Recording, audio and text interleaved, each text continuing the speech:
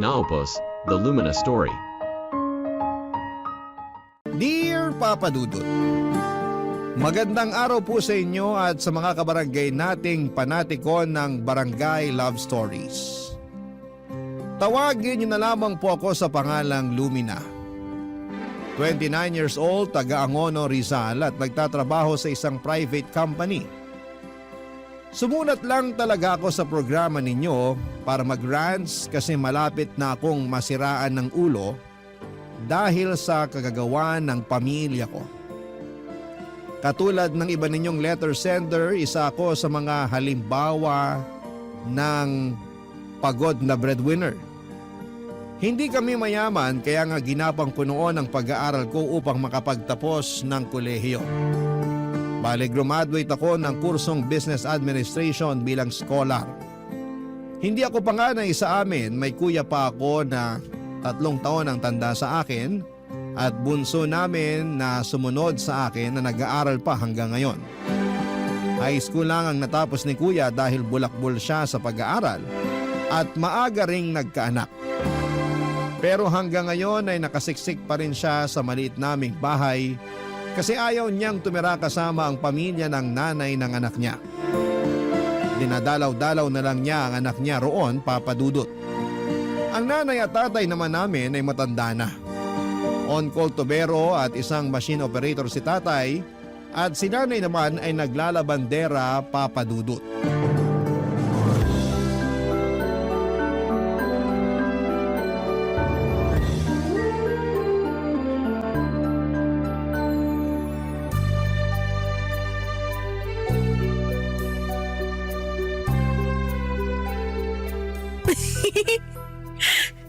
Aliw talaga tong BFF ko. Daming sinesend na kalokohan. Nak, ano yan? Ay, kayo pala, Nay. Oo, naririnig kasi kitang tumatawa dyan, kaya na-curious ako.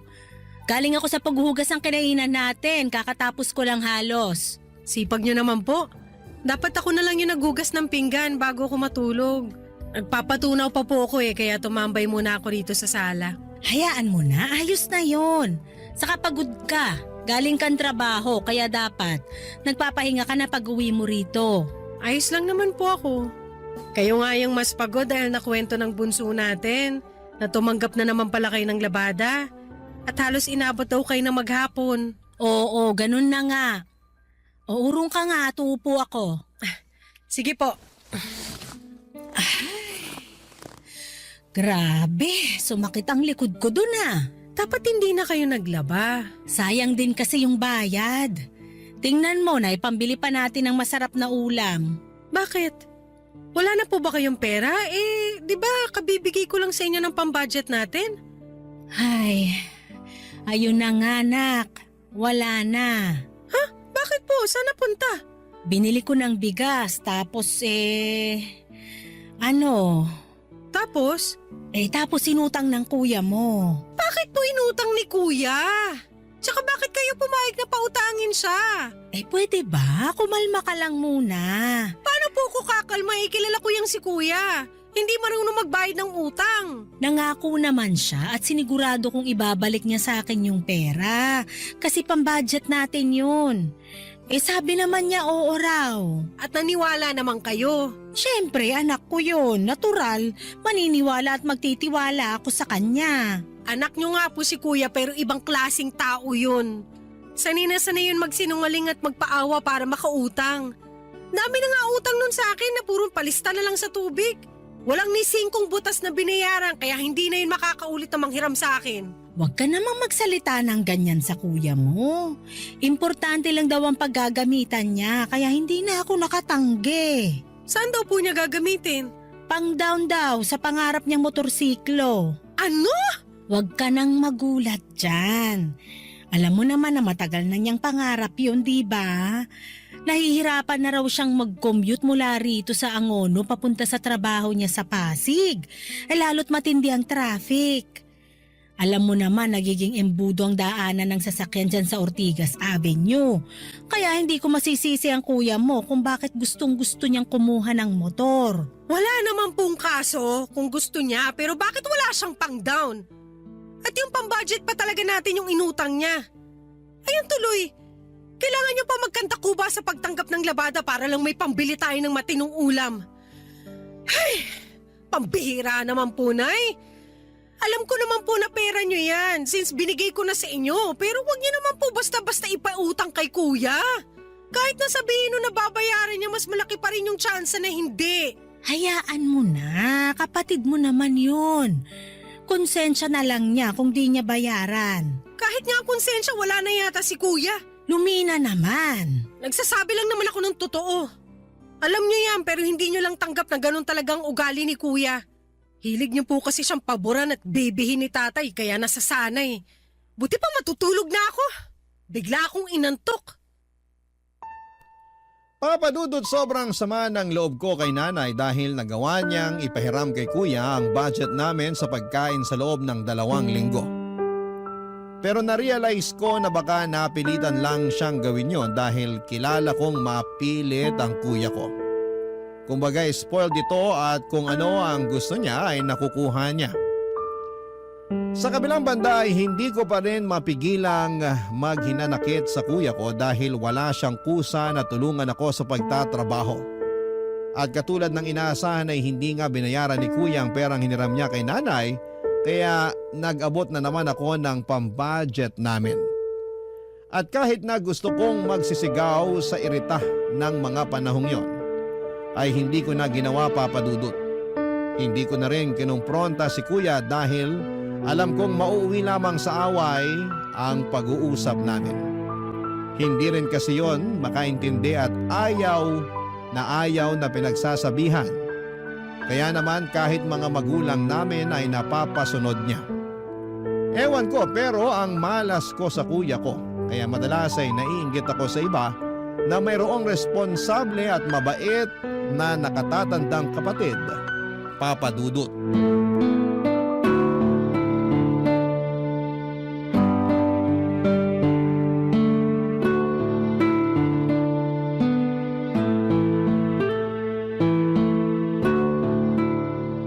Nak, pwede ka bang makausap? Tungkol saan po, Tay? Nakwento kasi sa akin ng nanay mo na nagalit ka raw nung pinairam niya ng pera yung kuya mo pang down dun sa pangarap niyang motorsiklo. Totoo ba yun? Hindi naman po ako nagalit. Pero sumama po yung loob ko kasi kilala kong sinungaling si Kuya eh. O kita nyo na?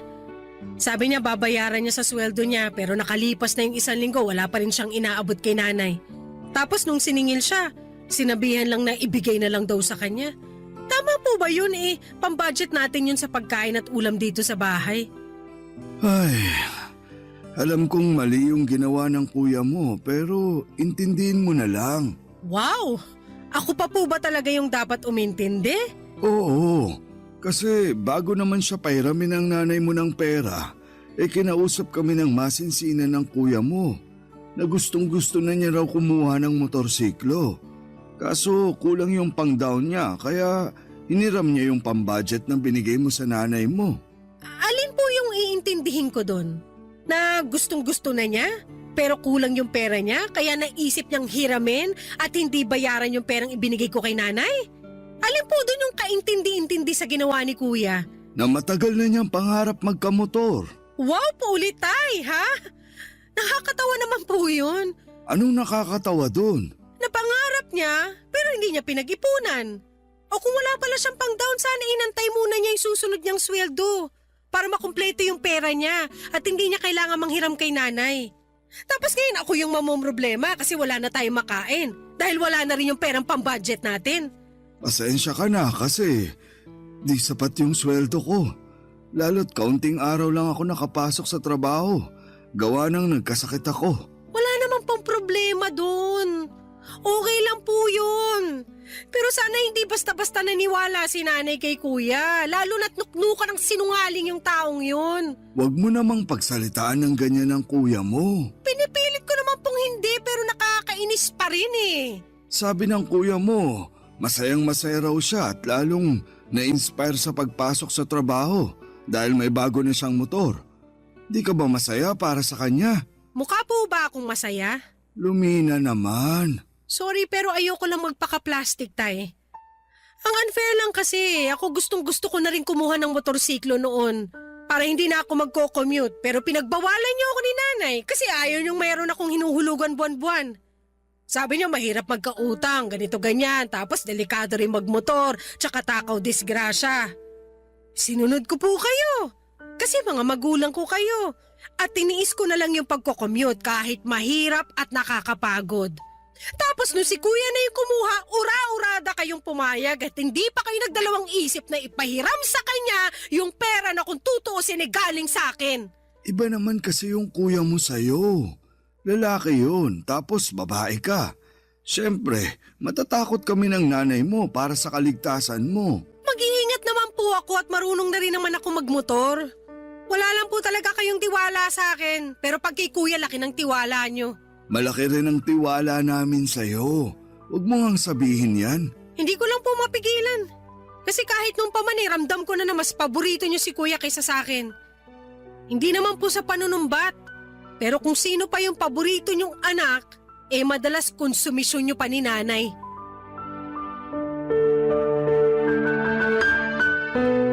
Papadudod, sinubukan kong intindihin si kuya pero unti-unti na lamang ako nawala ng amor sa kanya.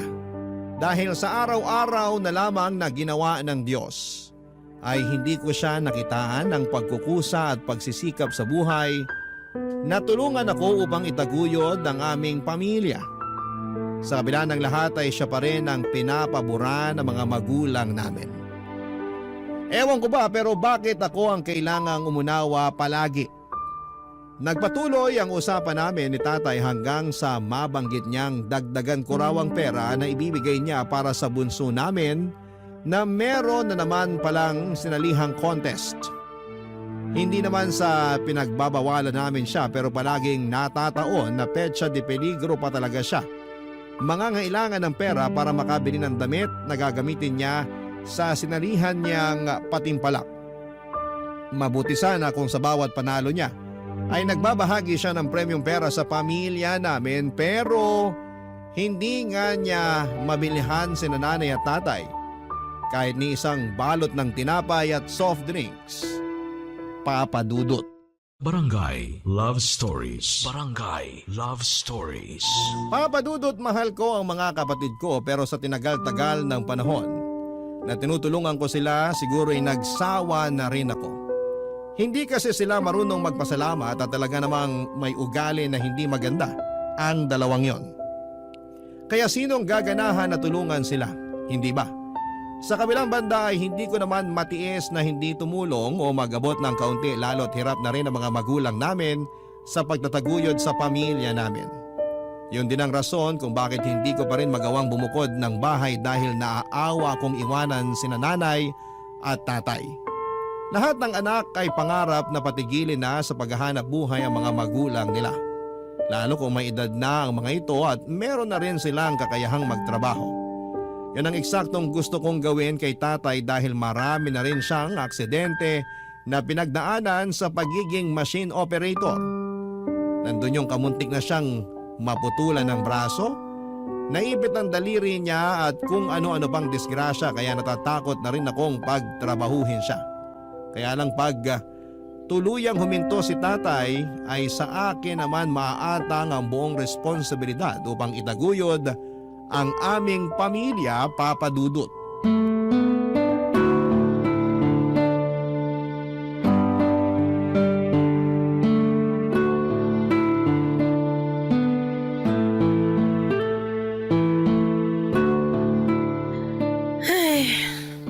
Wow!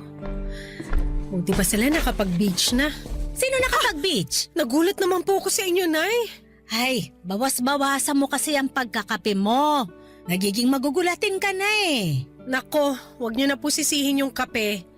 Kasi yun na lang yung bumubuhay sa sistema ko. Kailangan ko ng kape para maging alerto at hindi antukin lalo na sa trabaho. Nakakailang kape ka pa bukod sa iniinom mo rito sa bahay natin tuwing umaga. 4 po yung pinakamarami. Ay, maghunos dili ka nga sa kakakape mo. Masama rin sa katawan yung sobra-sobra. Ayos lang po ko. Tsaka alam ko naman po yun, kaya nga sinusubukan ko na ring bawasan. Siguro nakakadalawa na lang ako. Pero pag di talaga kaya, hanggang 3. Basta bawasan mo kasi nagiging nerbiyosa ka. Ako ay nagpapaalala lang bilang nanay mo. Mahirap na yung may mangyari pa sa yung di maganda kakakape mo. Sinasabihan niyo rin po ba si Kuya pag napapasobrang alak niya? Kung uminom yun ng alak parang isda eh. Hindi pa nagtitira ng pang-uwi. Kaya madalas gumagapang. Ay, huwag ka naman magsalita ng ganyan. Ayoko mangyari yun sa kuya mo. Ayoko rin may mangyari sa'yo pag di mo pa binawasan yung kakakape mo. Kayo naman ay, pinag-initan niyo pa yung pagkakape ko. Oh, mabalik tayo dun sa tanong ko. Sino yung sabi mong nakapag-beach na? Yung friend ko po rito sa Facebook. Nagpunta po sila sa isang beach sa Batangas.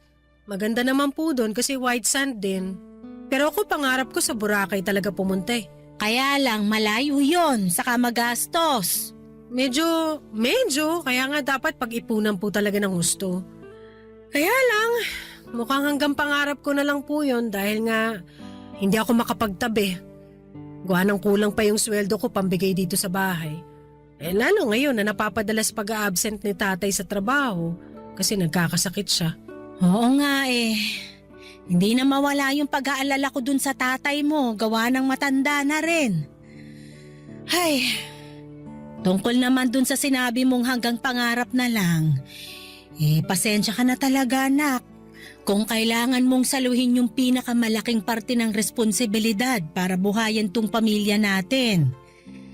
Pasensya ka na kung nauubos yung pera mong pambigay sa amin kasi nga kulang na kulang talaga kinikita ng tatay mo. Kapag naiisip ko yung pinahiram ko sa kuya mo noon na pang down ng motor niya, tapos di na niya binayaran nalulungkot talaga ako. Hindi na kasi ko nadala dyan sa kapatid mong yan. Masyadong mapilit kaya napipilitan din akong pagbigyan na lang. Wala na po yun. Tapos na yun. Nakapag-move on na ako doon kaya dapat wag niyo na pong isipin yun. Wala na tayong magagawa sa ugali ni Kuya.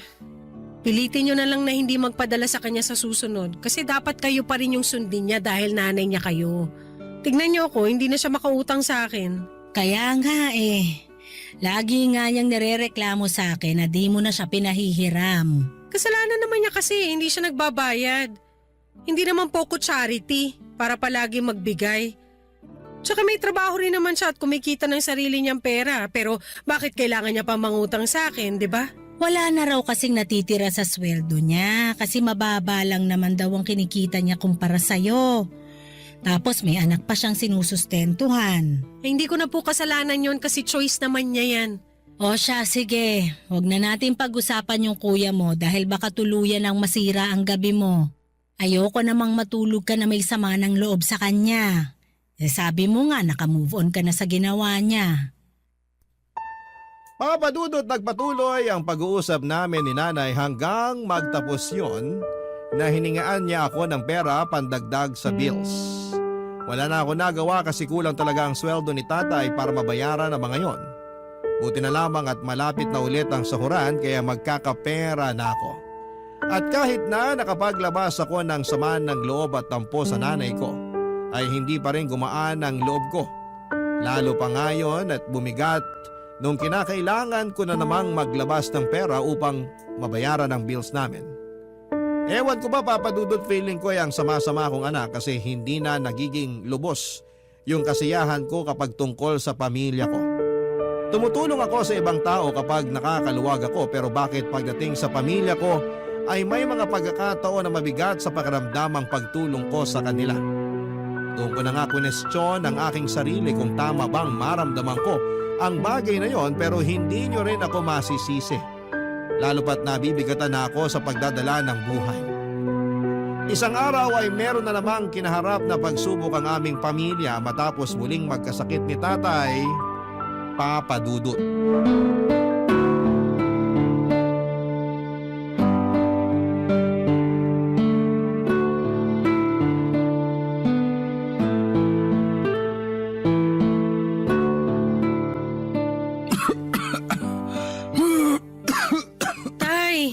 Inumin niyo na po itong gamot niyo. Akin na anak. Kanina pa talaga ako inaatake ng ubo. Halos di na nga ako makahinga. Kaya nga po natatakot na ako Huwag kang matakot. Ayos lang ako. Akin na yung tubig, tsaka yung gamot ko. Ito po. Aalalayan ko na po kayo. Ay, salamat, Lumina. Gusto niyo po bang humiga para makapagpahinga na kayo? Mamaya na. Hindi pa naman ako inaantok, tsaka dito ka muna. Magkwentuhan muna tayo. Sige po. Alam mo namang hindi ko makakwentuhan yung mga kapatid mo. Buti nga ikaw nakakausap ko. Wala naman pong kaso yon. Kwentuhan lang pala eh. Basta andito ako sa bahay at kung may oras, bakit hindi, di ba? Ayun na nga. Mga kapatid mo kasi, kahit saglit lang di makausap. Laging busy, lalo na yung bunso. Siyempre, minsan gusto ko namang kumustahin pero pagdating sa mga kaibigan, kaya naman makipag-usap ng matagal. Naku, yung babaeng yun talaga makukutosan ko na eh. Mabilis lang kausap pag may hihingin. Baka ganun na talaga mga kabataan ngayon. Hayaan niyo po kakausapin ko yung bunso natin. Wag na. Baka sabihin nun masyado akong madrama. Tsaka baka lalong mainis sa akin yun. Katulad nung nakaraan na sinubukan kong makipagkwentuhan sa kanya. Talaga? Nainis pa siya sa inyo nang dahil lang doon? Oo, pero ayos na yun. Ay hindi ayos yun, Tay. Mas lalo ko siyang dapat kausapin.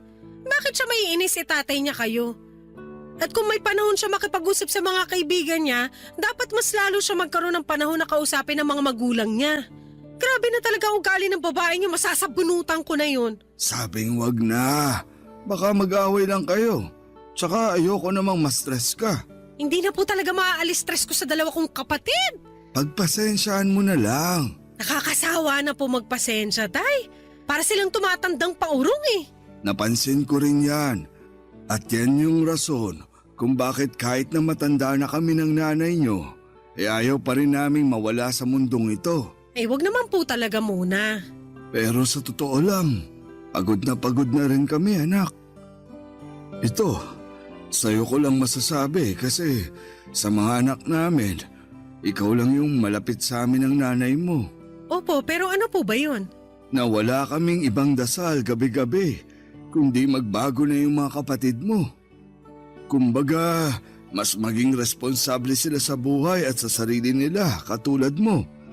Lalong-lalo na yung kuya mo dahil may anak na rin siya. Pag nangyari yun, pwede na kaming mawala ng nanay mo. Huwag naman po kayo magsalita ng ganyan, Tay. Hindi pa po kayo pwedeng mawala ni nanay kasi babawi pa po ako sa inyo. Napakarami mo na rin sinakripisyo para sa amin. Hindi mo na kailangang bumawi kasi kung tutusin, hindi mo naman kami responsibilidad. Nagkataon na ikaw lang yung maaasahan namin kahit na may iba pa kaming mga anak. Siguro, totoo talaga yung kasabihan na hindi lahat ng mga anak mo may pakialam sa'yo pagtanda mo. Kaya nga mas lalo kong dapat kausapin yung mga kapatid ko para mas maging maayos yung pakikitungo nila sa inyo. Hindi naman pwede na kung kailan huli na ang lahat, tsaka pa lang sila magbabago. Sana lang makinig sila sa akin. Salamat, nak. Wala pa nga po Tsaka na po kayo magpasalamat. Hayaan mo na ang tatay. Gusto ko lang samantalahin yung pagkakataon na magpasalamat sa may kapal dahil meron kaming anak na katulad mo. Yun bang responsable, mabait, mapagmahal at hindi maramot? Papadudot aminado ako na tinalaban ako sa sinabi ni tatay. At kahit na anong pigil kung hindi umiyak, ay naiyak pa rin ako. Matapos ang pag-uusap namin yon. Buti na lamang at nakatulog na rin siya matapos niyang uminom ng gamot. Pagkatapos ay nanalangin ako sa Diyos na sana'y pagalingin na niya ang tatay namin sabay pangako na gagawin ko ang lahat upang maitaguyod ng aming pamilya. Habang pinagmamasdan ko ang matamlay at pagod na mukha ni tatay ay na-realize ko na matanda na talaga siya. Kaya nga hindi nakatakataka na mabilis na siyang dapuan ng sakit. Kasabay noon ay bumalik sa akin yung isipin na anumang sandali ay baka iwan na kami ng aming mga magulang. Ayoko mangyari yon dahil hindi ko alam kung paano ako makakausad, Papa Dudut. Barangay Love Stories. Barangay Love Stories. Papa Dudut, 2 linggo ring hindi nakapasok sa trabaho si tatay kaya malaking kabawasan yon sa kanyang sweldo. At bilang may trabaho sa amin na palagi nag-aambag ay ako ang sumalo sa mga gastusin namin sa bahay. Hindi nagtagal ay gumaling naman si tatay at nakabalik na sa pagtatrabaho, kaya lang makalipas lang ang 5 araw ay muling sinubok ang aming pamilya nang madisgrasya sa motor ang kuya ko. Medyo malala ang naging injury niya kaya kinailangan niyang operahan at ma-confine sa ospital ng ilang araw. At dahil wala rin siyang kapera-pera ay ako ang naatasang magbayad ng hospital bills na umabot sa 30,000 pesos. Bukod pa yung mga gamot na kinailangang bilhin habang naka-confine siya. Sobrang down at frustrated ako ng mga panahong yon kasi masasaid ang savings ko kaya naisipan kong mag-loan. Binigay ko sa kinakasama niya ang pera dahil may trabaho ako ng mga panahong yon. Hindi nagtagal ay naging maayos naman ang pakiramdam ni kuya at nakalabas siya ng ospital.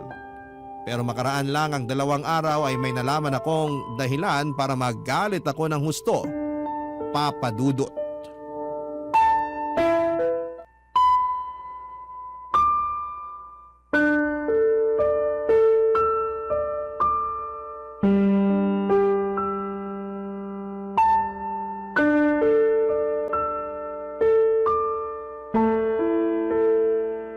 Wow! Kung sinuswerte nga naman talaga si kuya! Nakabili na ng bagong cellphone, nakapagpaayos pa ng motor. At kayo, anong ginawa nyo? Hinayaan nyo lang nahingan kayo ni kuya ng malaking pera pambayad sa bills niya. Meron naman pala siyang nahiraman na! Pasensya ka na, anak. Hindi na namin sinabi sa'yo kasi sabi ng kuya mo, may paggagamitan naman siya ng mahihiram niya sa'yo eh. Tama ang tatay mo. Ilang araw din kasi siyang di nakapasok sa trabaho kaya wala siyang suswelduhin sa pagbalik niya. Desperado na siyang makautang sa'yo pero alam niya na hindi mo siya pauutangin kaya yun na lang yung paraan na naisip niyang gawin. Ayos din talaga kayo, no? Alam niyo ba na inuutang ko lang din yung perang yan kasi nga akala ko walang-wala na talaga tayong maibabayad sa ospital? Sana pala hinayaan ko na lang siya doon na hindi na makalabas habang buhay! Huwag ka namang ganyan sa kuya mo. Kuya mo pa rin yun. Saka nadisgrasya na nga siya eh. Maawa ka naman sa kanya, Lumina. Wow, ha? Ako pa talaga yung dapat maawa? Siya ba? Naawa sa akin? Kayo ba naawa kayo sa akin nung konsentihin niyo na naman yung kalokohan ng anak niyong yon? Kasi kung hindi kayo naawa sa akin, grabe na kayo! Anong klase kayo mga magulang? Kaya nga pasensya ka na. Patawarin mo na kami. Wala na rin kasi kaming nagawa ng nanay mo sa kagustuhan ng kuya mo. Meron kayo magagawa, pero hindi niyo lang po ginagawa kasi natatakot kayo kay kuya. Bakit sino ba siya? Anak niyo lang naman siya, di ba? Magulang kayo, dapat kayo yung nasusunod. Alam naman namin yun, pero... Alam niyo nga pero hirap na hirap pa rin kayo makatanggi pag si kuya ang nagsabi. Kaya kahit agrabyado na isa niyong anak, ayos lang sa inyo. Naisip niyo rin ba kung anong nararamdaman ko? Anak niyo rin naman ako, di ba? Sabi niyo tayo nagpapasalamat kayo sa Diyos dahil meron kayong anak na katulad ko. Yung responsable, mabait at hindi madamot. Pero hanggang kailan ako magiging responsable, mabait at hindi madamot? Kung ganyan kayo sa akin, sobra na kayo. Pasensya ka na talaga. Hindi namin sinasadya ng nanay mo na maging ganito kahinang magulang. Mahal ka namin ng tatay mo dahil anak ka namin. Pantay-pantay ang pagmamahal namin sa inyong magkakapatid. Pantay-pantay? Talaga? Kasi kung totoo man yung sinasabi nyo, hindi ko sana nararamdaman tong ganitong klase ng pakiramdam. Yung batingin ko, hindi nyo talaga ako paborito kasi yung paborito nyo si Kuya. Sunod yung bunso natin, tapos ako na yung pinakahuli. Malapit na tuloy ako maniwala sa sinasabi ng isip ko na hindi nyo talaga ako mahal. Nagkataon lang na may pakinabang ako sa inyo kaya maayos nyo ako pinakikitunguhan. Hindi totoo yan, Lumina. Mahal ka namin ng tatay mo. Tama ang nanay mo. Mahal na mahal ka namin. Ewan ko pero nahihirapan ako talaga na paniwalaan yan. Mas nananaig kasi sa akin yung nangyari. Pasensya na rin kayo kung di pa muna ako kaagad makakausad. Hayaan mo. Ako na ang magbabayad sa hininging pera sa'yo ng kuya mo. Para naman hindi mo na yun problemahin pa. Tsaka kasalanan din naman namin ang nanay mo dahil hindi namin siya pinigilan eh. Oo nga, anak. Hindi na po. Huwag niyo na pong isipin yun. Ilaan niyo na lang yung perang ipambabayad niyo sa mga gastusin sa bahay. Dahil siguradong mababawasan yung mabibigay ko sa inyo. Kasi may babayaran pa akong loan. Papa Dudut, ang sama ng loob ko sa kuya ko dahil nagsinungaling siya sa akin at ganoon din ang ginawa nila nanay at tatay nang konsentihin nila ang anak nila. Pakiramdam ko ay nilamangan nila ako ng sarili kong pamilya at bumalik sa akin ang magkahalong pag-aalala at pagod noong nalaman kong naaksidente si kuya at noong ipaako nila sa akin ang bills niya sa ospital. Kaya nga nakapagsalita na ako ng hindi maganda sa mga magulang ko na agad ko rin namang pinagsisihan. Gustong gusto ko nang umalis sa amin pero paano ko gagawin yon kung simot na simot ang ipon ko ng mga panahong yon. Plus meron pa akong utang na kailangang bayaran samantalang ang kuya ko ay mukhang wala lang sa kanyang nangyari. Mahirap din pala na palagi kanilang nakikitang malakas at mapagbigay kasi akala nila ay hindi ka marunong manghina at mapuno. Pero iniisip ko na lamang na pag-iipunan ko ulit ang perang gagamitin ko para makalis na sa bahay namin kaya hinayaan ko na lamang yung mangyari. Lalo ako naging masipag sa pagtatrabaho pero muli na namang binato ng pagsubok ang aming pamilya nang may ipagtapat sa akin ang mga magulang namin, Papa Dudut.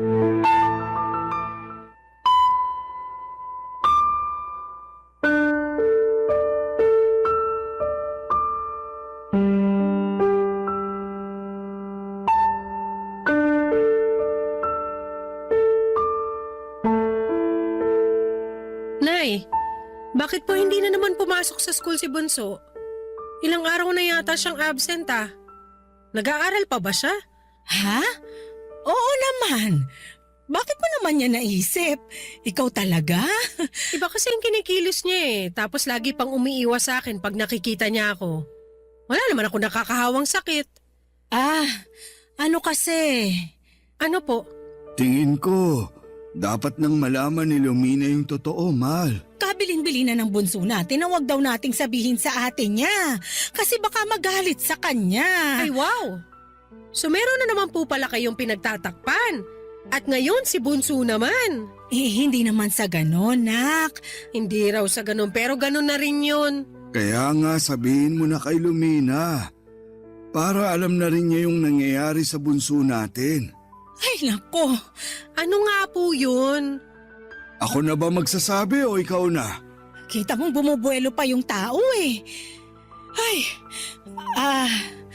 nak, please, huwag ka muna magagalit o magwawala o ano dyan ha. Baka ma-stress kasi yung kapatid mo pag nalaman niya na alam mo na. Yan naman po yung hindi ko may papangako. Depende sa bigat nung sasabihin nyo sa akin. Pinagtapat kasi sa amin ng kapatid mo.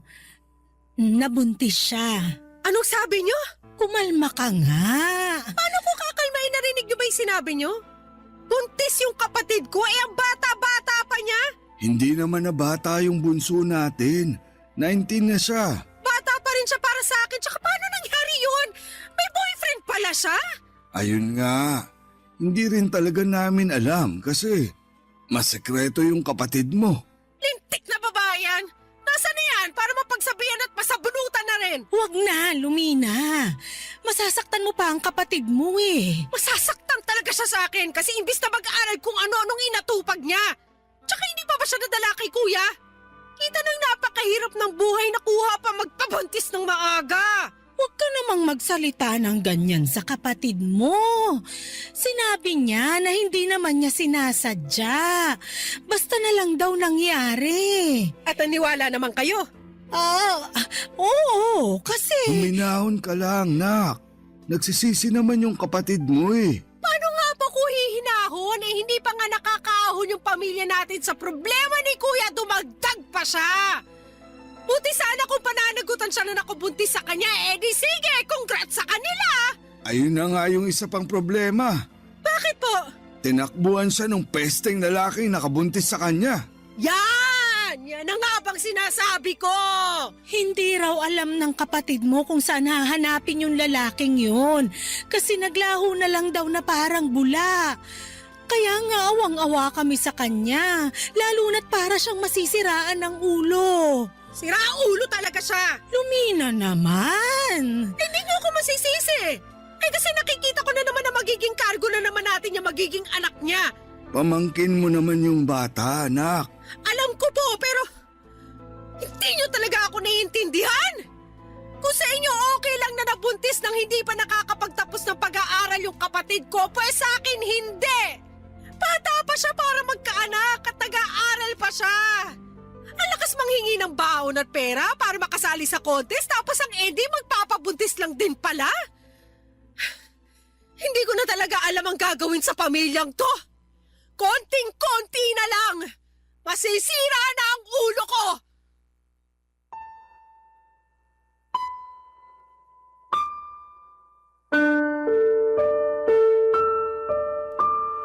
Papa Dudut, hindi niyo ako masisisi kung ganon ang naging reaksyon ko matapos kong malaman na nabuntis ng kung sinong lalaki ang kapatid ko. Alam naman kasi natin ang posibleng mangyari sa oras na magkaanak na siya. Nangihinayang lamang ako sa future niya lalo at may potensyal naman ang kapatid kong yon. Pero alam ko pa rin naman na wala akong kapangyarihan para makita at diktahan ang hinaharap ng isang tao. Sa ngayon ay pinagpapasa Diyos ko na lamang ang lahat at hindi ako napapagod na magdasal na sana'y bigyan niya pa ako ng lakas para makapagpatuloy. Nahihirapan na kasi akong mahalin at pakisamahan ang sarili kong pamilya, lalo na at pakiwari ko ay para akong kandilang nauupos. Malapit na akong maubusan ng maibibigay, kaya anumang sandali ay maaari akong bumigay. At ayoko namang mangyari yon. Sana po ay mapayuhan ako ng mga kabarangay natin kung ano ang dapat kong gawin sa kinakaharap kong sitwasyon. Hanggang dito na lamang po ang sulat ko, Papa Dudut. Thank you in advance sakaling mapili po ninyong i-ere ang aking istorya sa inyong istasyon. God bless and more power pa sa Barangay Love Stories. Ang inyong kapuso at kabarangay forever, Lumina. Dear Papa Dudut, magandang araw po sa inyo. Ako po si Zane at avid listener po ako ng Barangay LS sa YouTube man at sa Facebook. Nalaman ko po yung tungkol sa email address ng Barangay LS sa Facebook. Kaya po naisipan kong ipadala sa inyo ang kwento ng buhay ko kasama ang aking pinakamamahal na mama na si Mama Lydia. Ipagdarasal ko po na sana'y mapili po ninyo ang sulat kong ito. Sinabi ko na rin po kay Mama na magpapadala ako ng sulat sa inyo at natuwa si Mama noong sinabi ko yon. Matagal na po kasi naming pinapangarap na sana'y marinig namin yung kwento ng buhay namin sa radyo. Kaya't sobrang tuwa po namin noong nalaman namin ang tungkol sa email address ng Barangay LS. Si Mama nga po pala ay isang housewife. Pero noong pumanaw po si Papa ay talagang nakita ko kung gaano siya nahirapan. Si Papa po kasi lang ang nagtatrabaho noon para sa amin. At nang mawala siya, doon namin naranasan ang hirap ng buhay. Tandang-tanda ko pa po na may mga pagkakataon na late na ako sa nakakapag-exam sa school kasi hindi pa nababayaran ni Mama ang tuition fee ko. At may mga pagkakataon din na itlog na lang ang kinakain namin dahil kinakapos na kami sa budget. Nang mga panahon na yon, nangungutang na lamang si Mama sa mga kakilala niya para lamang makaraos kami. Pero sa kabila ng lahat ng yon ay nagbago ang aming buhay nang matanggap si Mama bilang isang government employee. Hindi man kami yumaman pero at least ay hindi na kami nahihirapan katulad ng dati. Minsan po ay nararamdaman ko talaga na hindi na nabibili ni Mama ang mga bagay na gusto niyang bilhin. Kasi lahat ng pera niya ay napupunta lamang sa mga gastusin namin sa bahay. Kaya po ipinangako ko sa sarili ko na kapag nakapagtapos ako ng kolehiyo, magtatrabaho ako ng maigi para maibigay ko kay Mama ang lahat ng mga bagay na matagal na niyang pinapangarap. Ang pinakamalaking pangarap ko po talaga para kay Mama ay ang madala ko siya sa mga lugar na matagal na niyang gustong bisitahin. Bilang pasasalamat na rin sa lahat ng sakripisyo at pagmamahal na ibinibigay niya sa akin. Papadudot, ang totoo po niyan, tuwing umuuwi si Mama galing sa trabaho ay hindi ko po maiwasang maging malungkot. Kasi nakikita ko sa mga mata niya ang hirap ng pinagdadaanan niya sa pang-araw-araw.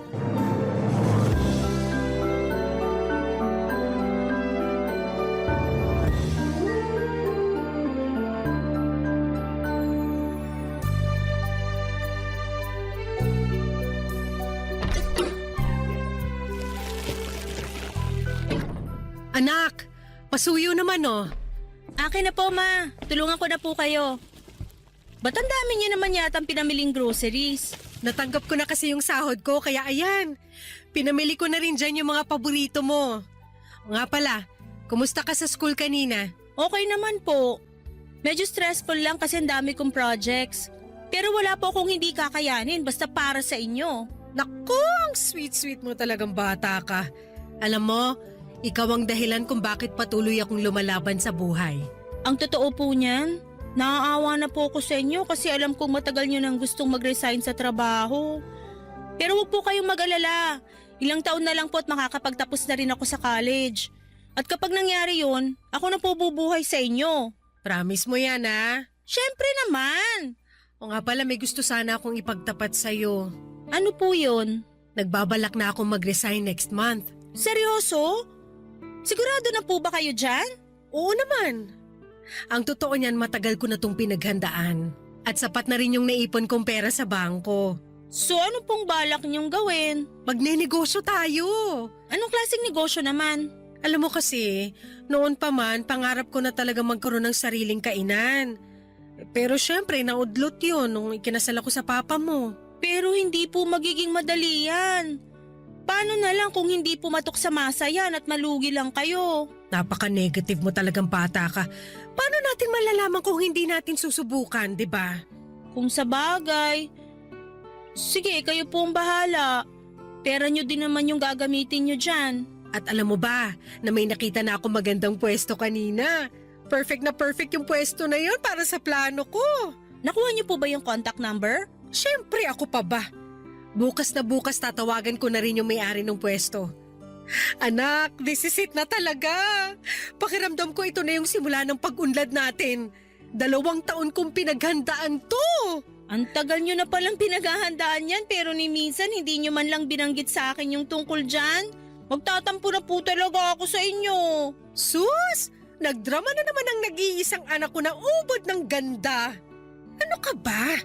Huwag ka na magtampo sa akin kasi para din naman sa'yo to eh. Bakit hindi nyo man lang nabanggit sa akin yung tungkol sa balak nyo na magtayo ng kainan? Eh kasi ayoko mausog yung plano ko. Kung ganun naman po pala, bakit nyo pa sinabi sa akin ngayon? Kasi napagtanto ko na ikaw ang magdadala sa akin ng swerte. Unti-unti ko na kasing napapansin na tuwing nag-uusap tayo, sinuswerte ako. Ang labo nyo naman. Ewan ko ba sa inyo kung bakit hanggang ngayon nagpapapaniwala pa rin kayo sa mga ganyan? Hindi naman totoo yan eh. Ano ka ba? Wala namang mawawala kung maniniwala tayo, di ba? Ay, kung sa bagay. At speaking of swerte, teka lang, asan na ba yung bag ko? Sandali lang hanapin ko lang. Anong hinahanap nyo? Nung tinawagan mo ko kanina habang namamalengke ako, nakapulot ako ng cellphone. O, sa'yo na yan. Ano ka ba naman, Ma? Sigurado ako nga hanapin to ng may-ari. Siyempre, alam ko yun. Pero tingnan mo muna yung cellphone na yan, walang password. At wala ring laman yung contacts. At nung binuksan ko yung lalagyan ng SIM card, wala ring laman. Tingnan ko nga. Hala, totoo nga. So ano, Naniniwala ka na swerte ang dala mo sa akin? Siguro. Pero okay pa naman yung ginagamit kong cellphone. Ipopost ko na lang to sa Facebook. Kawawa naman kasi yung may-ari nitong cellphone. Mukhang bago pa naman oh. O sige, ikaw ang bahala. O siya, magluluto na ako. Maiwan na kita muna dyan.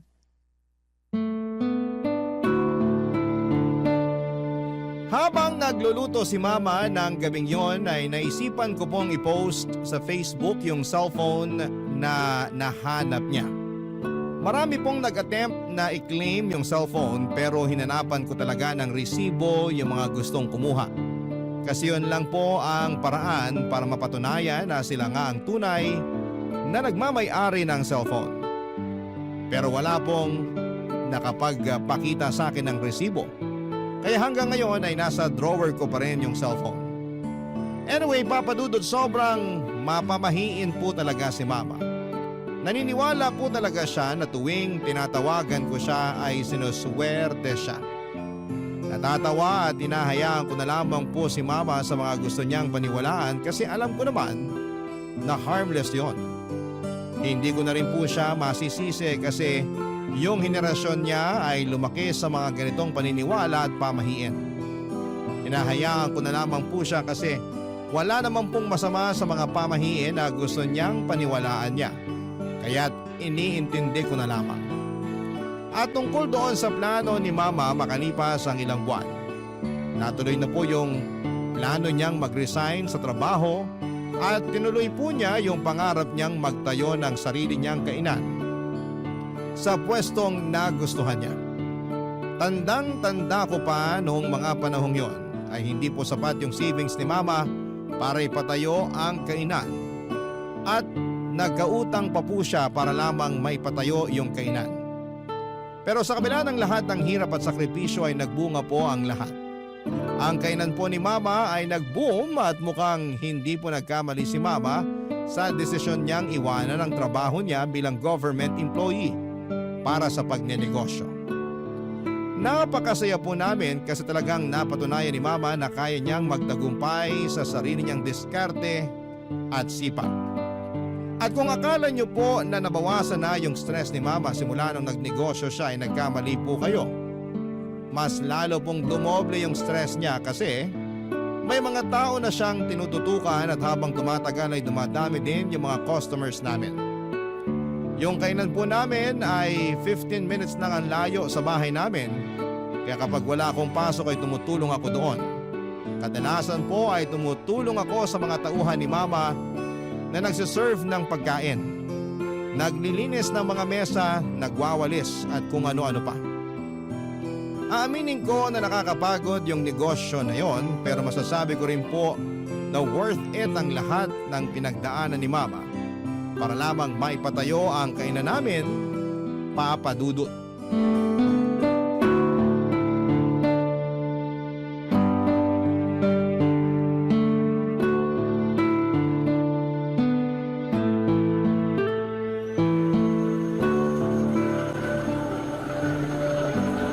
Nak! Ma, may sinasabi po kayo? Patayin mo nga muna yung vacuum. Ay, sandali lang. Patayin ko lang to. Pasensya na po, medyo maingay kasi tong vacuum eh. Ano ka ba naman? Ba't ka pa kasi nagba-vacuum dyan? Ipaubaya mo na yan sa mga tauhan natin. Hayaan nyo na po ako. Ito na nga lang yung matutulong ko sa inyo eh. Tapos pipigilan nyo pa ako. Ay naku, napakaswerte ko talaga sa'yo. Nako, ako po tong maswerte sa inyo kasi nagkaroon ako ng mama na sobrang sipag at madiskarte. Grabe, hindi ko akalain na darating yung araw na magkakaroon tayo ng sarili nating negosyo. At take note, nabayaran ko na rin lahat ng inutangan ko para lang maipatayo tong kainan natin. Salamat sa Diyos! Sana magtuloy-tuloy na talaga to. Ay naku, sigurado yan. Ikaw lang ang lucky charm ko eh. Ay, ayan na yung delivery ko. Nagdilang anghel ako. Ito ang isa pang swerteng dumarating. Sandali lang naka, diyan ka lang. Ano ba kasi yan? 700, 800, o ayan. Thank you! Ano ba yung in-order mo, ma? Umorder ako ng pampaswerte online para dito sa kainan at para na rin sa bahay natin. Patingin nga. Magkano ba to? 800? Ano ba yan? Ang mahal naman nito. Mura na nga yan eh. Alam kong malaki na po yung kinikita nyo ngayon dito sa kainan. Pero magdahan-dahan naman po kayo sa paggastos. Uy, alam mo ba na galing pa to ng China? Sa tingin mo, bakit sinuswerte yung mga Chinese pagdating sa negosyo? Nang dahil dito. Ang dami kong nabasa online na effective daw to. O ito, iuwi mo yan sa bahay at isabit mo yung mga yan sa sala natin, ha? Para mas lalo tayong swertehin. Tingnan nyo nga to, oh. Mukhang mumurahin. Mukhang na-scam po kayo eh. Ano ka ba, hindi scam yan? At gaya nga ng sabi ko sa'yo noon, wala namang mawawala kung susubukan natin, di ba? May nawala po sa inyo. Nawala po yung 800 pesos na pinambayad nyo sa walang kwentang pampaswerte na to. Ang bilis nyo naman magpaloko. Nga pala, hindi naman po kayo nag-online shopping dati ah. Sigurado ako na may nagturo sa inyo kung paano mag-online shopping. Oo, tinuruan ako ng isang tauhan natin dito sa kainan. At isa pa, ayusin mo yung tono ng pananalita mo sa akin, ha? Hindi ko na nagugustuhan yung tabas ng dila mo. Pasensya na po kayo. Yung sa akin lang naman, sana wag niyo naman sayangin yung pera niyo sa mga walang kwentang bagay. Kaya dumadami yung mga manloloko kasi dumadami na rin yung mga nagpapaloko tulad niyo. Kung makapagsalita ka, akala mo ang laki-laki ng ambag mo sa pagpapatayo ko nitong kainan. Hoy Zane, ipapaalala ko lang sa'yo na tinaguyod kita ng mag-isa. Tapos ngayon pagsasalitaan mo pa ako ng ganyan? Ma, sana wag niyo naman masamain yung mga sinasabi ko sa inyo. Opo, alam ko yung mga sakripisyo at hirap na pinagdaanan nyo simula nung namatay si Papa. At hindi ko po nakakalimutan yon. Pero yung sa akin lang naman, malulugi po ang negosyo natin kung patuloy kayo na mag-order ng kung ano-ano online. Ilang taon ako nagpakapagod sa trabaho? Ni halos wala na nga ako nabili para sa sarili ko kasi yung perang kinikita ko ay napupunta lang sa lahat ng mga gastusin natin. Tapos ngayon na may nabili na ako para sa sarili ko, pagagalitan mo ko? Sorry po. Hindi po yun ang intensyon ko. Pero yun yung nararamdaman ko eh. Pakiramdam ko pinagmamalupitan mo ko. Baka pagtanda ko, tuluyan mo nang makalimutan na nanay mo ko. At basta-basta mo na lang akong dadalhin sa home for the aged. Ma, I'm sorry na nasaktan ko po kayo. Huwag kayong mag-isip ng ganyan. Hindi po mangyayari yun. Yung sa akin lang naman, ayokong mawala sa inyo yung negosyong pinaghirapan nyo. Hindi mo kasi ako naiintindihan. Bata pa lang ako, laki na ako sa hirap. At ngayon lang ako nagkakaroon ng pagkakataon na bilhin yung mga gusto kong bilhin. At ayoko po na maranasan nyo pa uli yung hirap na yon. Kaya ako nga kayo pinagsasabihan eh. Pasensya na po talaga at napagtaasan ko kayo ng boses. Aaminin ko po na nagkamali ako doon. Ewan ko sa'yo. Huwag na po kayong magtampo. Patawarin nyo na ako, please. Masisisi mo ba ako? Eh talaga naman nakakatampo yung pasagot-sagot mo sa akin kanina eh. Sorry na po talaga. Oo na. Ha? Oo na, pinapatawad na kita. Sabi ko na nga ba, hindi nyo ako matitis eh. I love you, Ma. I love you too. Pero sa susunod na sagot-sagutin mo pa ako, sasampalin na talaga kita.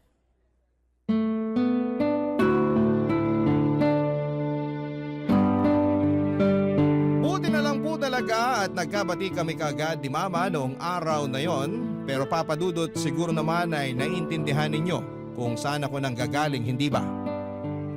Oo, siguro yung maliit lang na halaga yung 800 pesos para gawing malaking issue.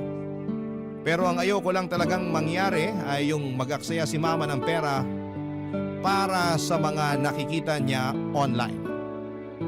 Ang mahirap kasi sa ibang mga matatanda ngayon, lalo na sa mga hindi masyadong techie, ay mabilis silang nagpapaniwala sa mga nakikita sa online. Kaya minsan ay nagiging target na sila ng mga scammers. Kaya kung may mga seniors man na nakikinig dyan, ang advice ko lamang po ay kung may gusto kayong bilhin online, mag-research muna kayo ng mabuti bago ninyo bilhin ito. At mas maganda po kung may mga anak o kaibigan kayong makakatulong sa inyo para alamin kung legit o fake nga ba ang isang produkto. Lumipas sa mga araw at mas lalo kong napapansin na dumadami yung mga ino-order ni Mama online. Mabuti sana kung may kwenta yung mga binibili niya, pero sa totoo lang, Wala talagang kakwenta-kwenta yung mga pinamimili ni Mama. Naku Papa Dudut, matatawa kayo sa mga binibili ni Mama. As far as I remember, bumili siya ng pangcrack ng itlog, tapos bumili rin siya ng machine na nag-slice ng mga saging, at bumili pa ng napakaraming toilet paper na nag-glow in the dark. Aabutin tayo ng magdamag kung iisa-isahin ko po yung mga walang kwentang bagay na binibili ni Mama. Maniwala po kayo, ginawa ko na talaga ang lahat para pigilan si Mama sa pag-online shopping niya. Pero tuwing sinusubukan ko siyang pigilan, nag-aaway lamang kami at nagkakasamaan ng loob, Papa Dudut. Barangay Love Stories. Barangay Love Stories. Himala na lang po talaga at hindi pa nalulugi ang negosyo namin sa dami ng mga pinamimili ni Mama. Noong mga panahon na yon ay dinadagsa pa naman ng mga customers ang kainan namin. Kaya yung perang winawaldas ni Mama sa mga walang kwentang bagay ay nababawi rin naman niya kaagad. Pero Papa Dudut, ang totoo, ang hirap po talaga. Kating-katina akong pigilan si Mama ng mga panahon na yon. Pero kahit na anong paliwanag ko kay Mama ay hinding-hindi niya pa rin ako maintindihan. Kinuwento din sa akin ni Mama na noong bata pa siya ay sobrang hirap daw ng buhay nila. At mas mahirap pa daw sila sa daga at yung mga gamit niya noon ay puro luma at sira-sira. Kaya ngayon ay bumabawi siya sa sarili niya at bumibili ng mga bagay na gusto niyang bilhin dahil sa may pera na siya. Pero Papa Dudut, alam ko po na hindi magtatagal ay mawawala lahat ng pinaghirapan ni Mama kung magpapadala lamang siya sa emosyon niya. Kaya naman patuloy pa rin akong tumututol sa pag-online shopping niya. Kaya isang araw habang natutulog si Mama ay napag-isipan ko na i-install yung shopping application sa cellphone niya. Noong nagising po siya ay nataranta siya at nagsisigaw kasi wala na raw yung application. At nagpanggap ako na wala akong alam sa mga nangyari. At nagsinungaling ako kay Mama at sinabi ko sa kanya na may virus ang cellphone niya. Pero tuso po si Mama kasi noong araw na yon ay pumunta siya sa paggawaan ng cellphone at nagpatulong siya sa mga technician para ma-install muli yung shopping application sa cellphone niya. At nung mga sumunod na linggo ay palala ng palala at pamahal ng pamahal yung mga pinamimili ni Mama online. Dumating na sa puntong bumili siya ng flat screen TV kahit maayos pa naman ang TV namin. At bumili pa siya ng bagong refrigerator kahit na wala namang sira ang luma naming ref. Na mga panahon na yon ay kating-katina akong basagin yung cellphone ni Mama para hindi na niya ito magamit. Pero syempre mahal ko ang Mama ko at ayokong sirain ang gamit niya. Makalipas nga Papa Dudut ang isang buwan ay nagulat po ako ng isang araw ay pagkagising ko ay may napansin ako na napakalakas na ingay sa loob mismo ng bahay namin.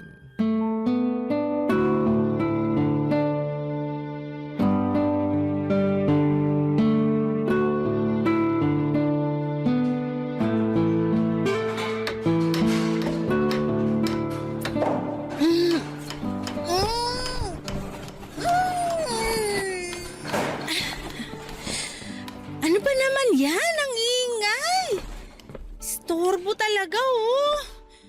Matutulog pa yung tao, eh. Oh, Ma! Ba't andito ka? Di ba dapat nasa kainan kayo? Ay, yung kainan pinaubaya ko na muna sa isang staff natin. Pero huwag ka mag-alala, mapagkakatiwalaan naman yun eh. Sigurado ka ba, Ma? Sa akin mo na lang kaya ibilin yung kainan. Ano ka ba? Alam kong abala ka sa pag-aaral mo at ayoko ma-distract ka. Kaya dito ka lang sa bahay. Sige, sabi niyo eh. Nga pala, Ma, ba't ang ingay dito? Teka lang, sino yung mga lalaking yun? Ba't ang dami nila? Ay oo nga pala, sila yung kinuha ko para doon sa kwartong ipapagawa ko. Kwarto? Dalawa na nga lang tayo dito sa bahay tapos magpapagawa pa kayo ng isa pang kwarto? Ano yan, kwarto para sa mga bisita? Hindi! Kwarto yan para sa mga parcel ko. Teka nga! Ano? Uminahon ka nga. Sabihin niyo sa akin na nagbibiro lang kayo, Ma. Mukha ba akong nagbibiro? Mamimili ako ng mga bagong gamit online at doon ko ilalagay ang mga ipapamili ko sa bago nating kwarto. Pero gumagana pa naman yung mga gamit natin, ah. Wala po kayong dahilan para mamili pa ng mga bagong gamit. Oo, pero malay mo. Baka sira na yung mga yan next week o next year, di ba? Kaya mas mainam na yung may nakahanda tayong reserba. At para hindi nakakalat dito sa bahay yung mga o-ordering ko, nagpagawa na ako ng kwarto. Pinalagpas ko na po yung binili niyong bagong TV at ref nung nakaraan. Pero sumusobra na po kayo. Hindi na normal tong ginagawa niyo. Zane, wala ako sa mood para makipag-away sa'yo. Please, wag ngayon. Kakagising ko lang, Ma. Sa tingin niyo ba nasa mood ako para makipag-away sa inyo? I'm sorry, pero hindi ko na matitiis to.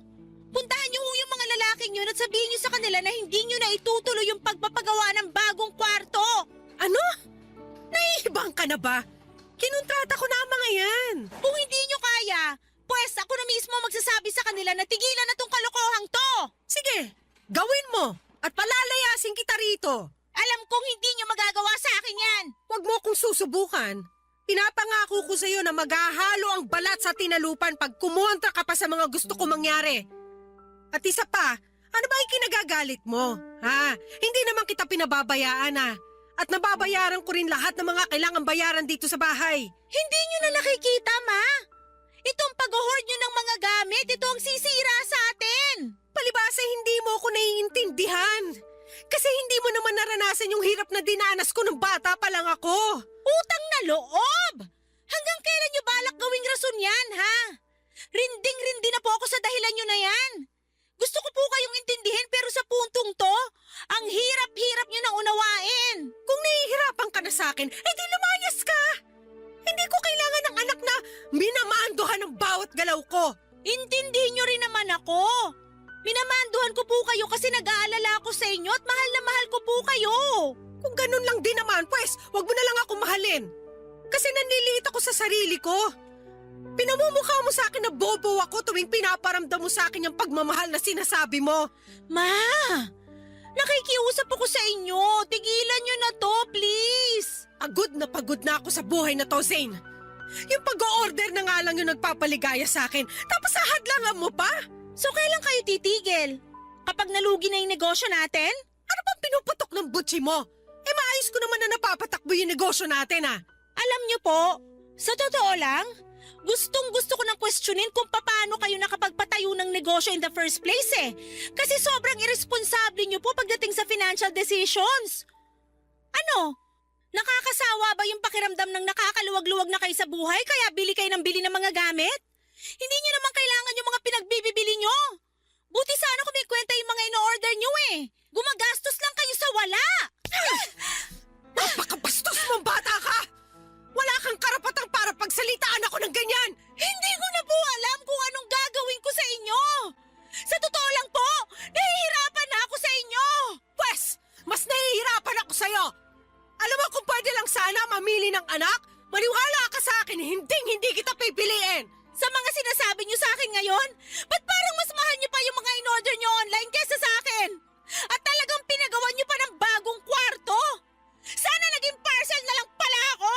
At least yung mga parcel na yon nagpapasaya sa akin! Hindi tulad mo na wala nang ibang ginawa kung hindi ang painitin ng ulo ko! Papasok na po ako sa kwarto ko! Mamaya niyo na lang po ako kausapin kapag nasa katinuan na po kayo! Ang kapal na mukha mo! Sana hindi na lang kita ipinanganak! Napakawalang niya mo!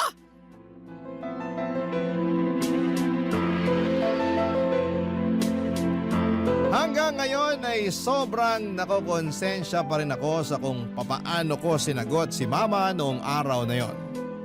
Nagdilim lang po talaga ang paningin ko at hindi ko na napigilan ang sarili ko noong nalaman ko na nagpagawa si Mama ng kwarto para sa mga parcel niya. Hindi ko matanggap na patuloy pa rin siyang nagbubulag-bulagan sa pagiging hoarder niya, Papa Dudut. Kaya napag-isipan ko po na mag-research tungkol sa kondisyon ni Mama.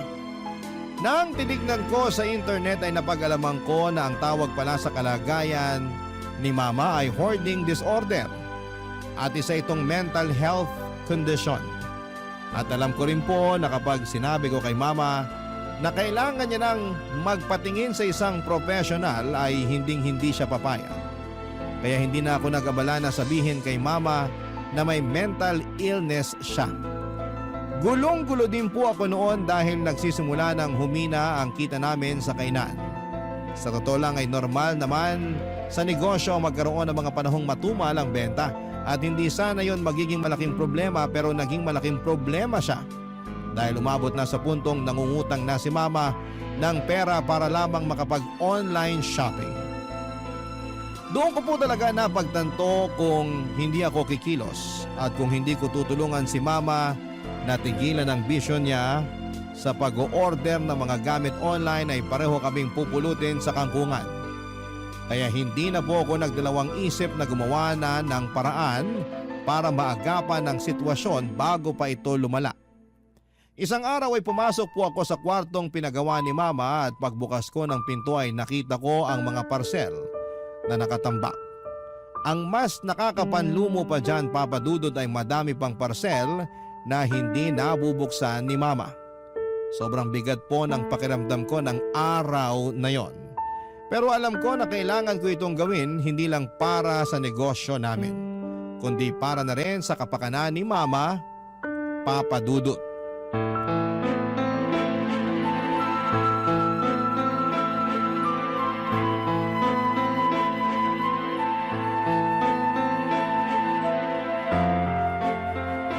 Zane!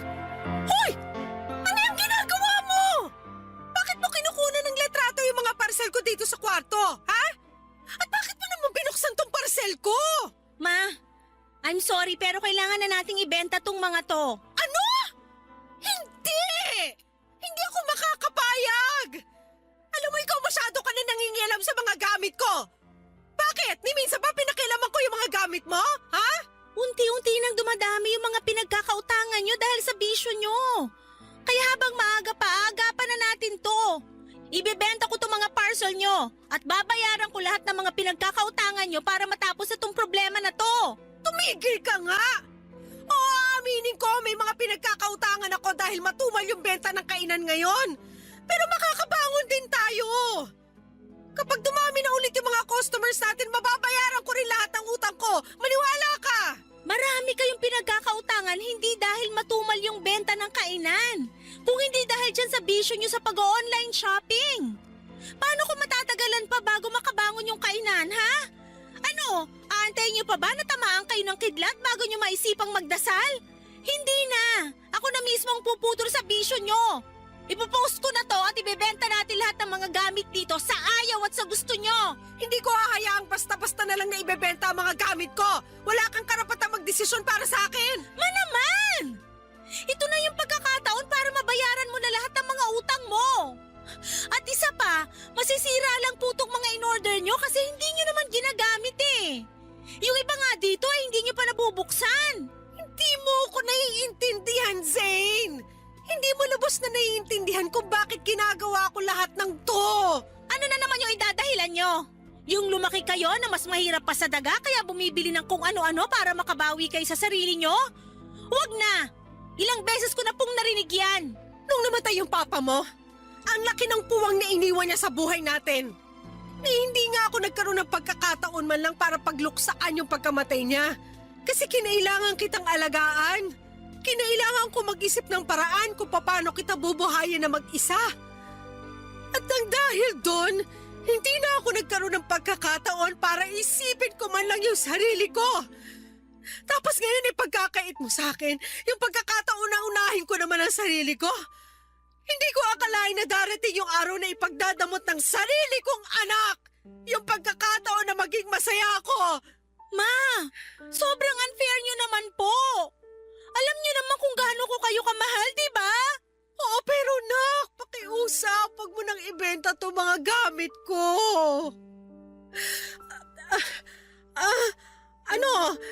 Pinapangako ko sa'yo na huling-huli na to. Hindi na ako mag-order ng kung ano-ano online. Pangako sa'yo yan. Sigurado na ba yan? Oo naman. O, eto yung cellphone ko.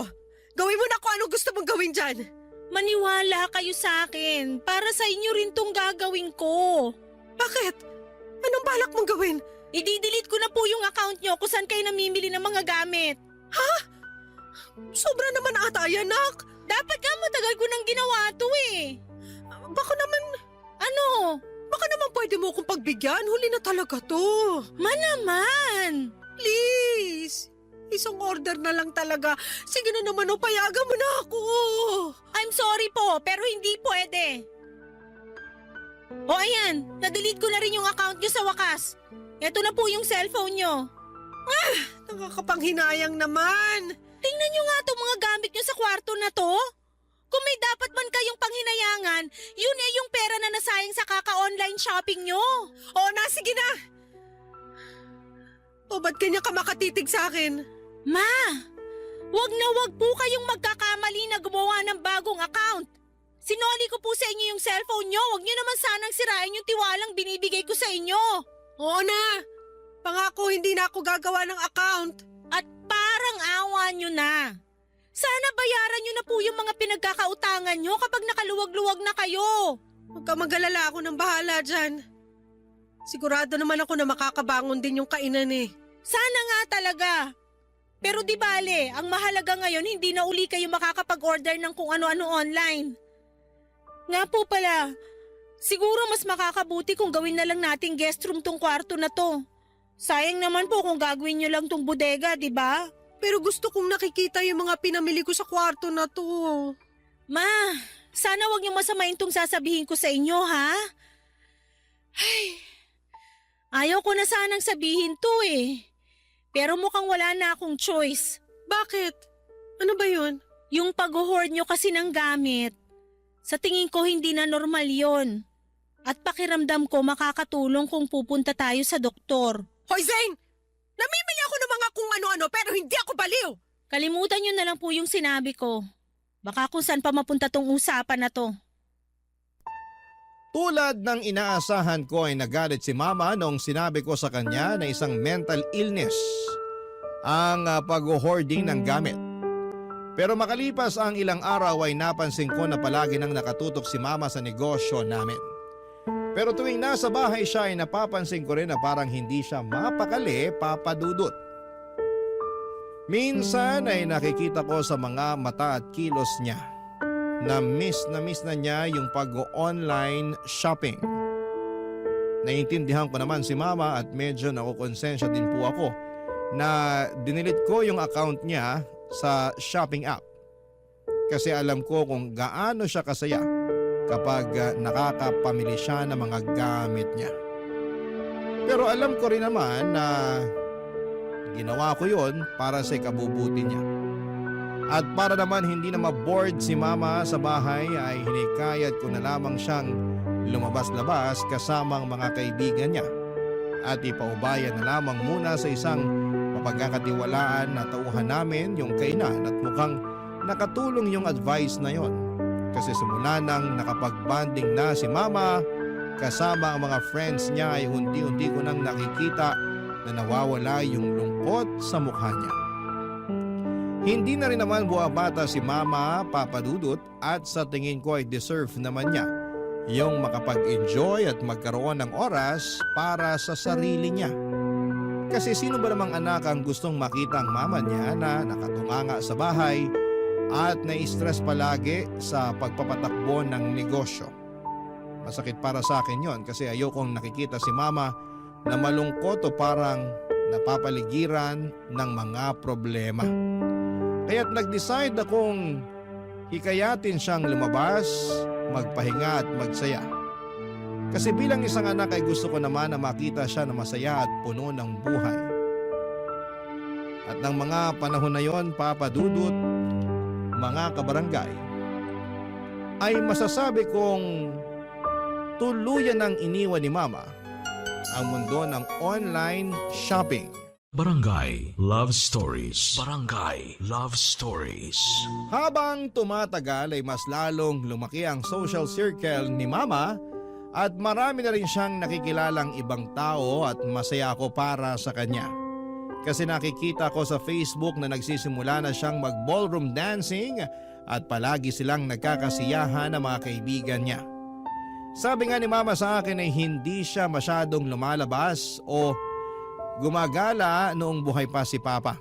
Kaya natuwa ako na kahit papaano ay nagagawa na niyang makapag-enjoy at mag-explore ng mga bagay na hindi niya nagagawa noon.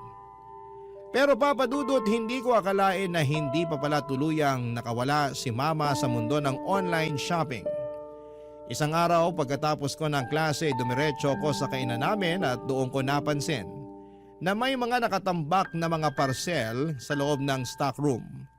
At doon ko rin nalaman na inuutusan pala ni Mama yung isa naming tauhan para mag-order ng kung ano-ano online para sa kanya. Galit na galit ako noon, pakiramdam ko ay parang trinaydor ako ni Mama, kaya't sobrang nanlumo ako. Hindi pa nga kami ganap na nakakabangon mula sa mga utang at ngayon ay nag-o-order na naman siya. Sinabihan ko yung tauhan namin na huwag papayagan si Mama na mag-online shopping. At sinunod naman niya ako. Pero tulad ng inaasahan ko ay nag-away na naman kami ni Mama noong pinagbawalan ko yung tauhan namin na tulungan siya sa pag-online shopping. Pero hindi ko po akalain na mas malaki pa pala ang problema na haharapin ko. Isang gabi ay napansin ko na may kaibigan si Mama na dumalaw sa bahay namin. At dinig ko na sinabi niya kay Mama na kung mag-i-invest daw si Mama sa negosyo niya ay malaki daw ang kikitain na pera ni Mama.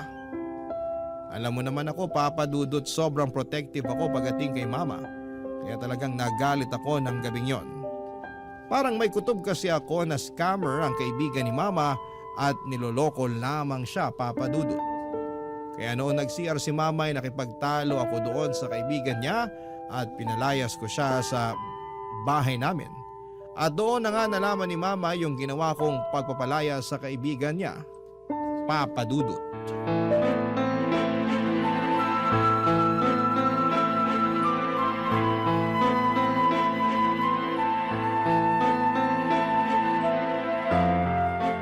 Zane, asan na yung Yung kaibigan niyo po na inaalo kayo mag-invest sa negosyo niya? Pinalayas ko na. Ano? Bakit mo naman ginawa yun? Hindi pa ba malinaw sa inyo na niloloko lang kayo nung tao na yon? Manaman, tama na. Hindi niyo na nga tinigilan yung pag-online shopping tapos ngayon magpapaloko na naman kayo? Kailan po ba kayo matatauhan? Yung taong tinatawag mo manloloko, yung taong pinalayas mo, kaibigan ko yun! Napakawalang modo mo! Wala na ako mukhang may aharap sa mga kaibigan ko nang dahil sa ginawa mo! Pwes, kung ganong klaseng tao lang din naman ang magiging kaibigan mo, di bale na lang. Alam mo, hindi na kita maintindihan! Hindi ba't ikaw itong humihikayat sa akin na lumabas-labas kasama ng mga kaibigan ko? Pinayagan na nga kitang i-delete yung account ko sa shopping app, di ba? Ipapaalala ko lang po sa inyo na never kayong tumigil sa pag-online shopping.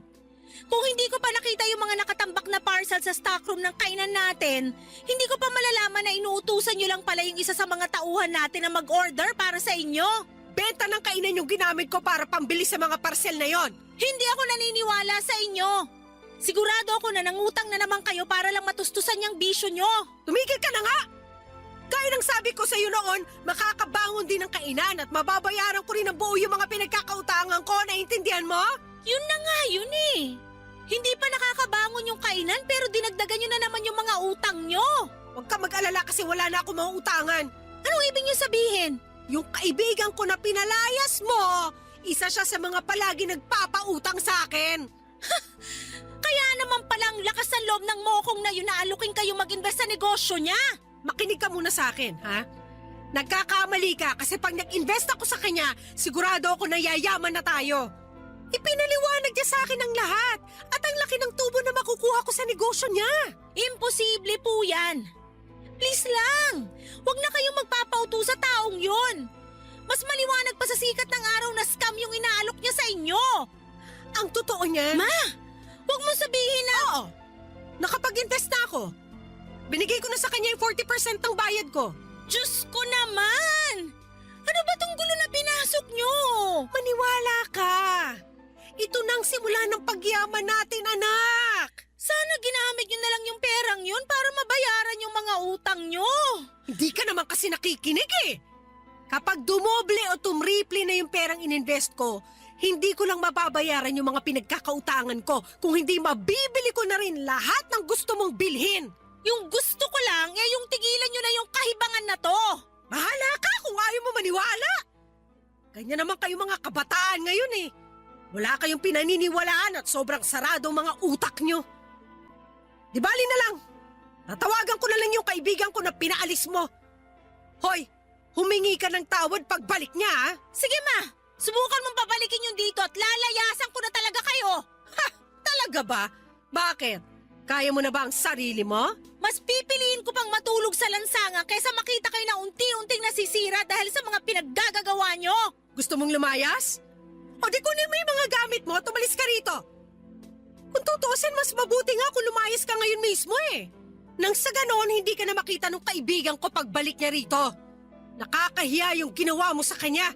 Mukhang nakapagdesisyon na nga kayo. Hindi niyo po alam kung gaano kasakit para sa akin na makita na unti-unti niyo sinasayang ang lahat ng mga pinagpaguran niyo. Gusto mo malaman kung anong sayang? Yung pagpapaaral ko sa'yo. Kasi lumalaki kang bastos at walang modo. Sana lang talaga, wag dumating yung araw na magsisi kayo pero huli na. Kung may pinagsisisihan man ako, yun na yung naging anak pa kita.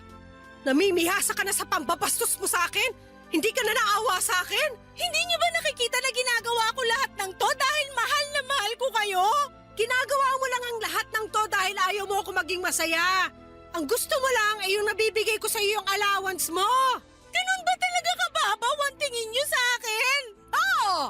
Kasi kung mahal mo ako, hindi mo ako pagbabawalan sa mga bagay na nakakapagpasaya sa akin. Ayoko na po. Wala nang patutunguhan tong usapan na to. Siguro panahon na para maghiwalay muna tayo. At saan ka naman pupunta? Bakit? May pera ka? Doon na muna ako sa best friend ko. I'm sorry, pero aalis na ako. Tatawagan ko na lang po kayo. Nang gabing yon ay umalis ako sa bahay namin at dumiretso na ako sa bahay ng best friend ko. Yun na ata yung pinakamahirap at pinakamasakit na desisyon na nagawa ko. Yung iwanan si mama, pero ang sakit din na kababae kong tao ay hinayaan lamang ako ng nanay ko na umalis at iwanan siya. Hindi man lang niya ako inalo. Pakiramdam ko na mga oras na yon ay okay lang sa nanay ko na may mangyari sa akin na kung ano. Hindi ko na talaga alam kung ano ang gagawin ko sa kanya ng mga panahon na yon.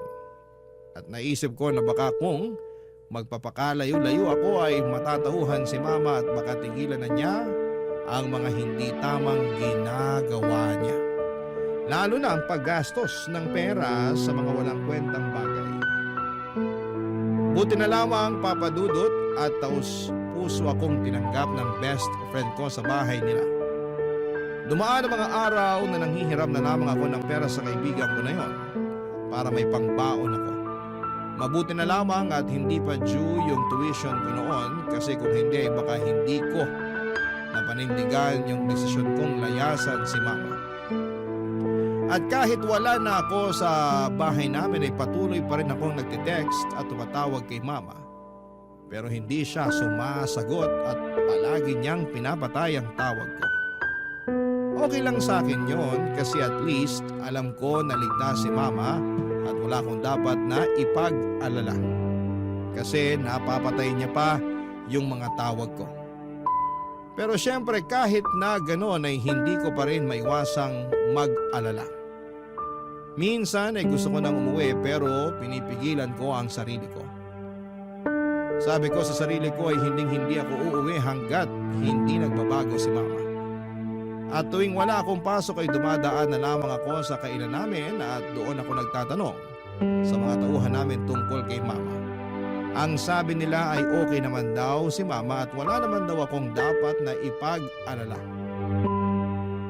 Pero isang araw ay tinawagan ako ni mama at pinapauwi na niya ako. Kaya nagpasalamat ako sa best friend ko na pinatuloy niya ako sa bahay nila. At nung umuwi na ako sa bahay namin ay doon ko nalaman ang tunay na kalagayan ni mama, Papa Dudut.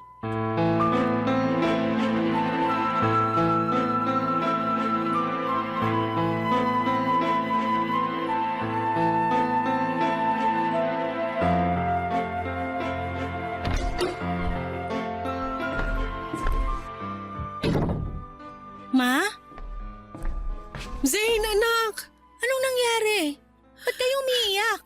Yung perang ininvest ko, wala na! Ang laking halaga nun! Yan na nga ba sinasabi ko eh. Patingin ako ng cellphone nyo. Eto! Pambihira! Wala na! Pinlock na kayo ng mokong na yon. Pati yung iba pa mga kaibigan namin, hinikayat niya rin na mag-invest sa kanya, tinakbuhan niya rin. Ano nang gagawin natin? Huwag niyo na muna pong isipin yon. Baka mas lalo kayong ma-stress. Anak, sorry sa lahat ng mga nagawa at nasabi ko sa'yo. Sisig-sisi ako na hindi ako nakinig sa'yo. Akala ko kasi pinaghihigpitan mo ko eh, kaya ayaw mo ko maging masaya. Naman. Ikaw na nga lang ang meron ako eh. Sa tingin niyo talaga magagawa ko yon? Kung ganun, bakit mo ko nilayasan? Nagawa ko lang naman yun kasi nawawasak na yung puso ko tuwing nakikita ko kayo na winawaldas yung mga pinaghirapan nyo sa mga walang kwentang bagay. At ngayong naiintindihan ko na kung bakit mo ko pinagsasabihan noon. Pero wala na yung perang ininvest ko, nak. Natangay na naman luloko na yun. Di bali na lang po. Yung perang nawala sa inyo, pwedeng-pwede natin kitain uli yun. Pero pag kayo namatay sa stress, yun ang hindi ko kakayanin, ma. Mahal na mahal ko po kayo. Mahal na mahal din kita. Mapapatawad mo pa ba ako sa lahat ng mga nasabi at nagawa ko sa'yo? Ang totoo niyan, dapat ako nga itong humihingi ng tawad sa inyo eh. Oo, alam kong mali yung ginagawa niyong pagsasayang ng pera. Pero dapat hindi ko kayo binastos. Dapat kinausap ko na lang kayo ng maayos. Sising-sisi din po ako sa kung paano ko kayo sinagot-sagot noon. Paano mo naman ako kakausapin ng maayos? Hindi nga kita pinapakinggan noon, di ba?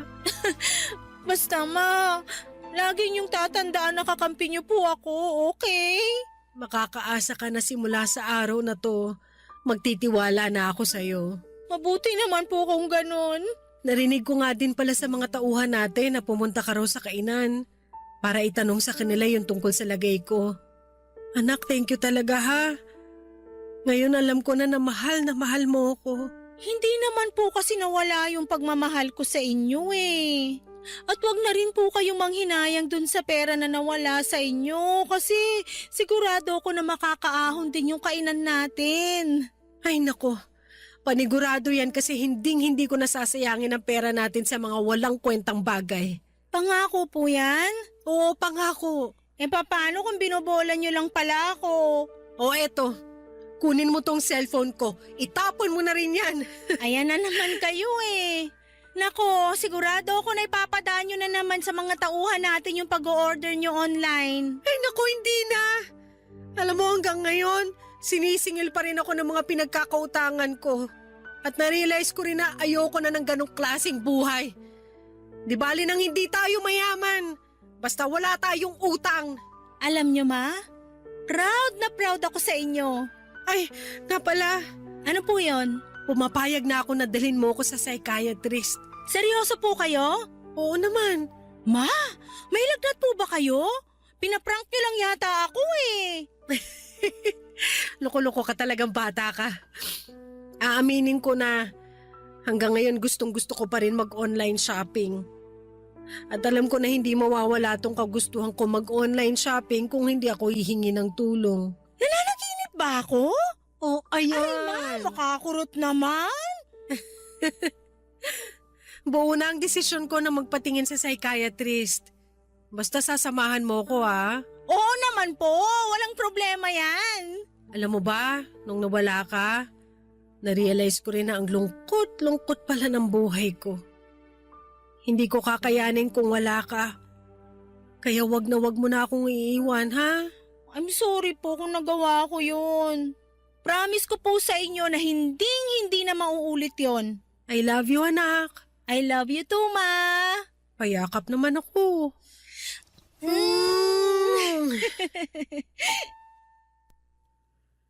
Papa Dudut, sigurado po akong yun na yung pinakamasayang araw sa buhay ko dahil alam ng Diyos na wala na akong ibang hiling kundi ang magbago si mama at matauhan siya sa pagwawaldas ng pera niya sa mga walang kwentang bagay. Aaminin ko rin po na may halong panghihinayang ako doon sa perang na scam kay mama. Pero hinayaan na lang namin yon kasi ayaw ko nang ma-stress si mama at karma na lamang ang bahala doon sa manloloko niyang kaibigan. Iniisip ko na lamang na at least ay natauhan na si mama pagkatapos niyang may scam. At ngayon po ay okay na kami ni mama at unti-unti nang nakakabangon ang kainan namin. Mas nagiging maingat na si mama sa paggastos at sa tulong ng psychiatrist, mas naintindihan na ni mama kung bakit siya nag-hoard ng mga gamit at natutunan na niya kung paano iwasan at kontrolin ang nararamdaman niya. Lalo na yung hilig niya sa pag-online shopping. At dahil na rin sa tulong ng psychiatrist ay tuluyan ang iniwanan ni mama ang mundo ng online shopping.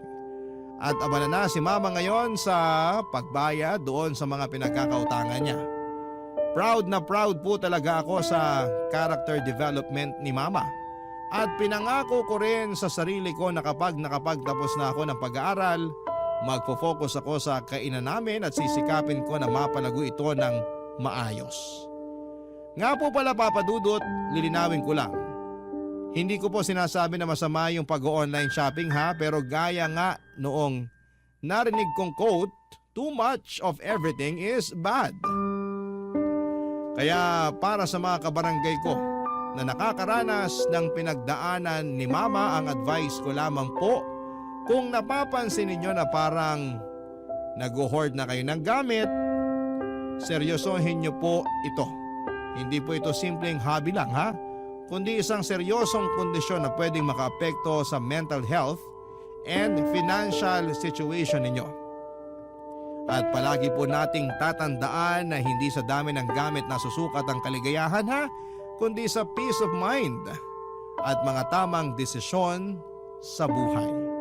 Papa Dudut, maraming salamat po at sana po'y mabasa at mapili po ninyo ang kwento ng buhay ko. God bless and more power sa Barangay LS. Ang inyong kapuso at kabarangay forever, Zane.